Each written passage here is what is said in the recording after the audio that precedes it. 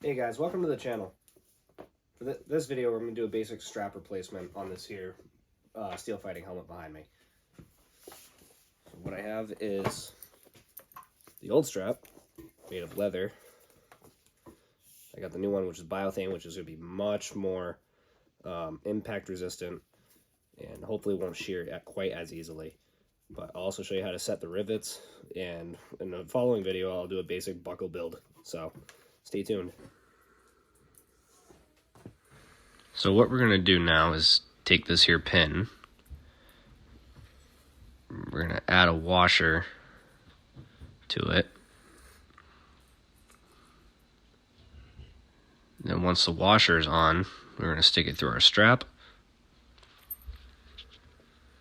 Then once through the strap, we're going to apply a washer to the other side. And then we're going to begin peening over the tail of the rivet. This will give it two surfaces to grab as we peen it over, like so. We're going to start here with this hammer. But we got to be careful because sometimes that happens. Nobody likes rivets jumping off their work.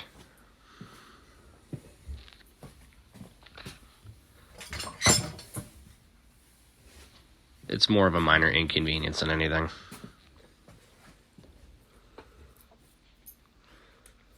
But once it's set back on, we can begin resuming where we left off.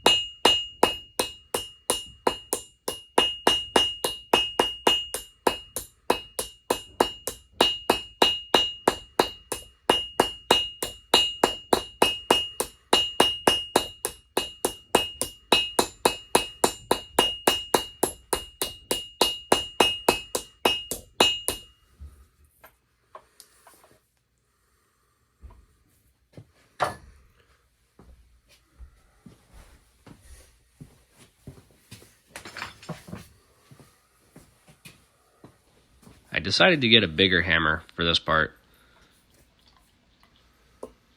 Kind of speeds the work along.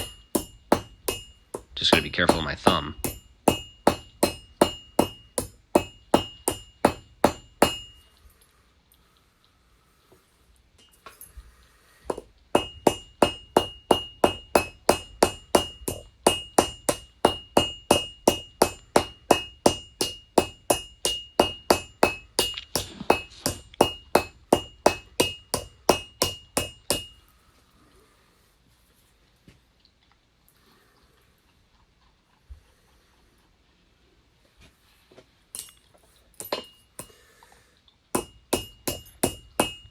But after a few rotations and flipping around for angles of strikes, the buckle's now in, the rivets are set, complete. Moving on.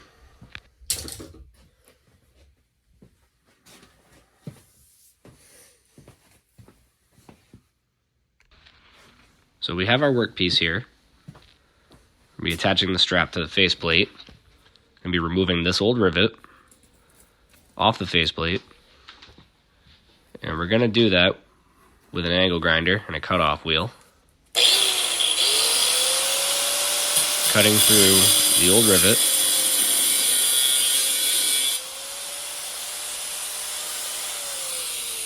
marred the faceplate a little bit, but that's okay.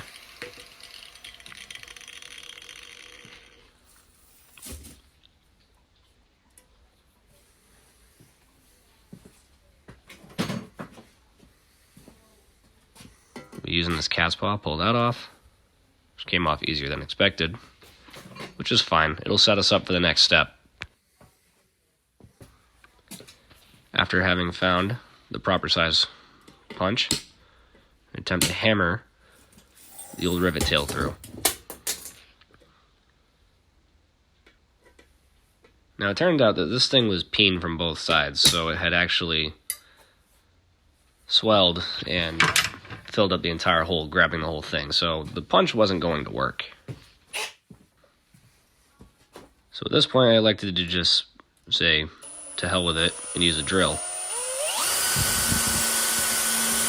The rivets I'm using are a little thicker than what's here anyway, so that's fine.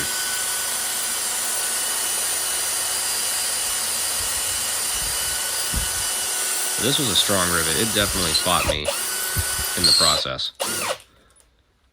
But once I got the drill through, I can start putting the new one on.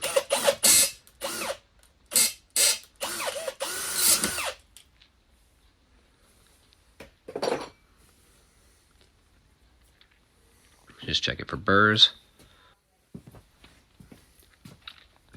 Now I take my strap, put the rivet through the freshly drilled holes.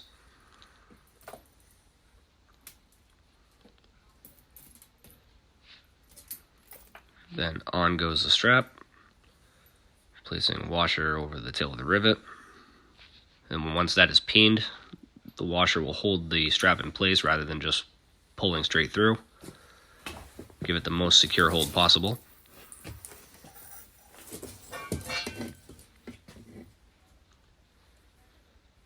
And that's going to be secured there. The left side of the faceplate. Skip the hammering, but now as you can see, it's secured to the faceplate right there at the point we cut off before. Did the same thing to the other side and put on the tail strap.